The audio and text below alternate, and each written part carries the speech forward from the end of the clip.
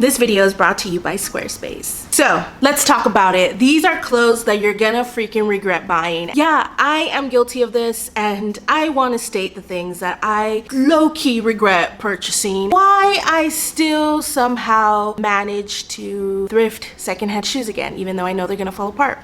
I don't know. Me and secondhand shopping are like this no matter what, you know? We've been through it.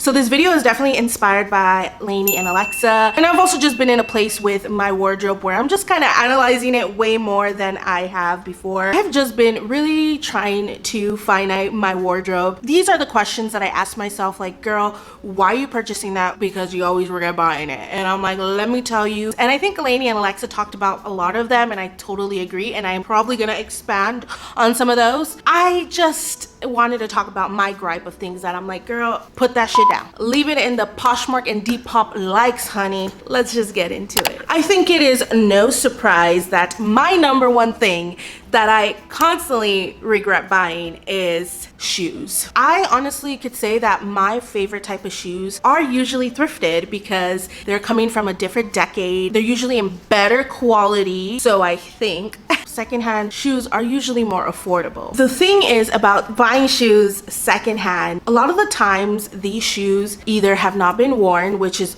great, right? But as I learned with so many trips to the cobbler, because they haven't worn them since the 90s, that's still not good. He basically told me that if a shoe hasn't had like a little movement or anything, the glue is so dry on these shoes. When you're walking your shoes, you're moving the materials with your foot. So it starts getting that like flexibility versus it's just been sitting in someone's closet. That's why when you start to like wear these shoes after they've just been chilling there for decades, they slowly start to fall apart. And I will say this is more with like vintage shoes for sure. I feel like when I thrifted a more modern shoe, they still work pretty fine, especially when it comes to like tennis shoes. I know that for a fact. Then I've also heard the concept of dry rot, and I'm just like, okay, you just never know with these secondhand shoes. For me, I'm slowly shifting and going to start buying shoes where I know I can return them and I can test them out myself, buy them new if I can. I think at this point, the more I thrifted shoes secondhand and then take them to the cobbler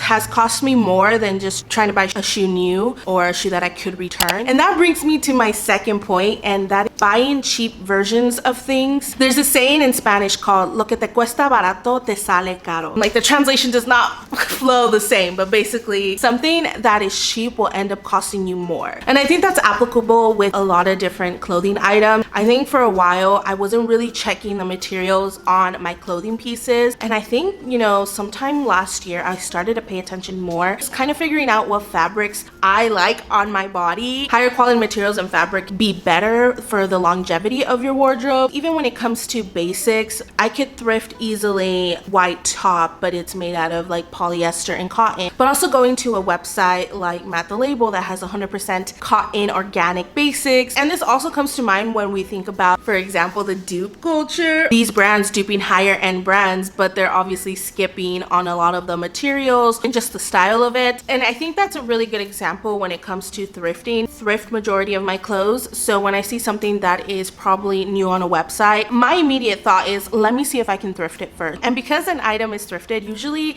it's not going to be the exact same replica as a piece that you're probably interested in buying online. It goes to a territory where I'll thrift maybe something similar, but it's not really the exact style or thing that I want. I could have bought exactly what I wanted with the higher purchase, knowing that it will last me longer in my closet. That sometimes buying cheap versions of the things you want isn't always the best. We all on our budget. So whatever you gotta do, something like that ends up costing me more sometimes than just going for the original piece, you know what I mean? I think another thing that I also end up regretting is pieces that I'm unsure about. There's so many times you go to the thrift store and you find a piece, but you're just not 100%. And something about that, like, you slowly start to realize why you weren't 100% on that piece. This is something that I've been implementing when I go thrifting, and as much as I find so many cool pieces at the thrift, I don't feel 100% about it. I'm like, girl, why are you gonna get it then? Because then you're gonna be confused on how you're gonna use it. I'd rather be content with leaving a piece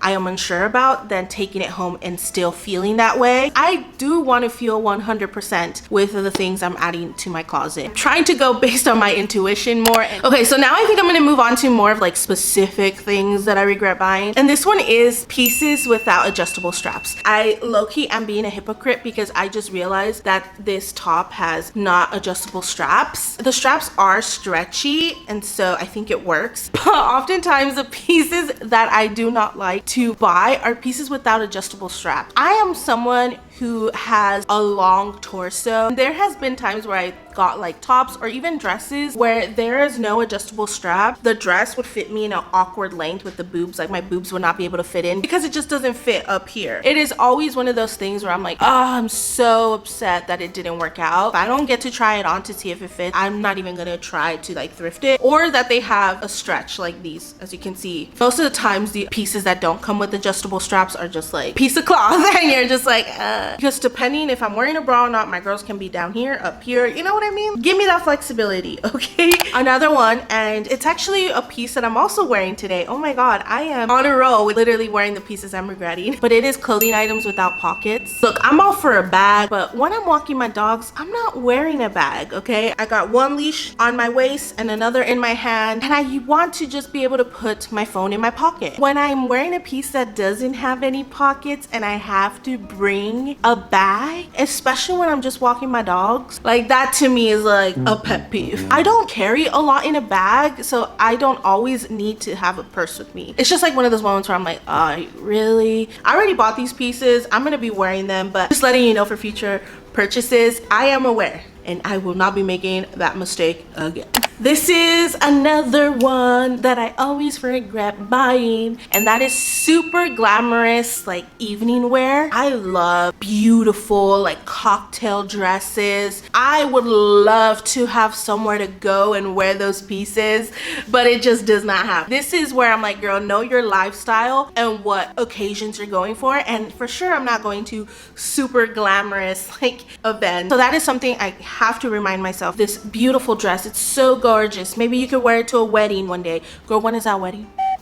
Whenever I buy like super glamorous dresses or evening wear and I have nowhere to wear them to, I just regret it. They just stay there all gorgeous in my closet. Trust me, I would get ready and just wear that piece at home if I want to. I feel like a lot of the evening cocktail pieces are usually for social events, and your girl has not been that social lately. Let it be cute on someone else who actually has stuff to do. This last one is just fact. I just knew this about myself a while ago, and that is just thrifting anything with a 3/4 of a sleeve. How do you say it? Is it a quarter sleeve? It's not a quarter sleeve, is it? I just say 3/4 of a sleeve. But yeah, you know, when the sleeves are just like cut up here, which would be nice with a lot of jewelry now that I think about it. I just never liked the silhouette of that. I just kind of started my thrifting journey on here, and I was thrifting basically anything that I found that fit in my size, and I thrifted a lot of these like cardigans that were this short. It ended up just staying in my closet. We ain't doing that again. I don't care if the top is really cute, if it has that 3/4 of a sleeve cut off, I'm just like, oh, you're 100% not it for me. Even if it becomes trendy, y'all, okay? I will never purchase that sleeve length. Either I'm wearing that long sleeve, cap sleeve, or strapless, or straps. That's just also just learning by getting out of my comfort zone, trying these different silhouettes, and knowing that that's not one for me. All right, so that was the last piece that I regret buying. I know that I have more, but I think it's like me going through my wardrobe and then figuring out, oh yeah, I regret buying this. So I think probably make another list pretty soon. But also I'm curious to know, what are things you regret buying that you're like, this is 100% a no for me? I need to know, because I want to know that we are all on the same wavelength with some of these. But now let me tell you about today's sponsor, which is Squarespace.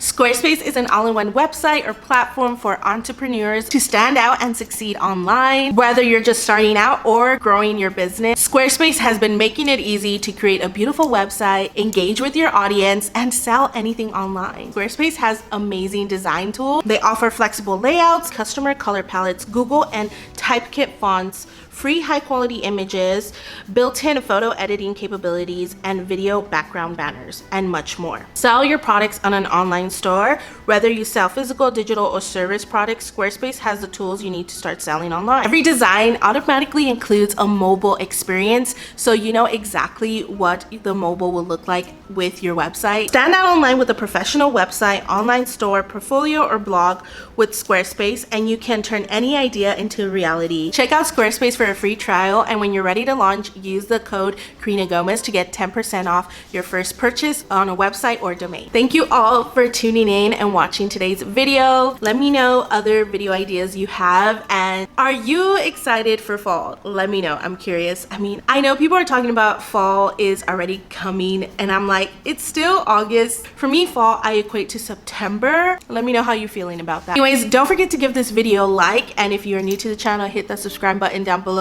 You can catch me as Living as Karina on all different platforms. I appreciate you, and I'll see you soon with a new video. Bye.